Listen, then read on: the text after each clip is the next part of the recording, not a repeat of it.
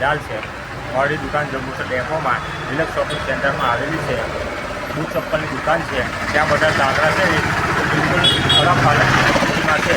એ જંબુસરની નગરપાલિકાને વારે ઘડીએ ફરિયાદ કરવાથી હજુ સુધી કોઈનો હલ આવ્યો નથી.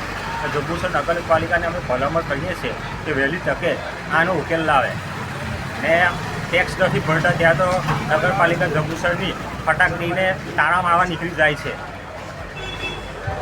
ઇબ્રાહિમ અહમદ, મારી સ્ટેશનરીની દુકાન આવેલી છે. વરસાદી કાચનું ઢાંકણું બિલકુલ તૂટી ગયેલું છે અને ખરાબ સ્થિતિમાં છે. કઈ જણાવો અંદર પડી ગયેલા છે. હું 2-3 વખતે નગરપાલિકામાં ગયેલો છું અને બે મેમ્બરોથી મળેલો છું. તેમણે કીધેલું છે કે થોડા દિવસોમાં થઈ જશે, પણ હજુ સુધી 1 વર્ષ થવા આવ્યું, કોઈ કામ થયું નથી. મહેરબાની કરીને એને વહેલી તકે ઠીક કરવાની કોશિશ કરો, જેથી છોકરાઓનું ભવિષ્ય આગળ સ્કૂલો ખુલે છે, જેથી છોકરાઓની અવર જવર વધારે રહે છે. એને સંપૂર્ણપણે એને ઠીક કરવાની કોશિશ કરો.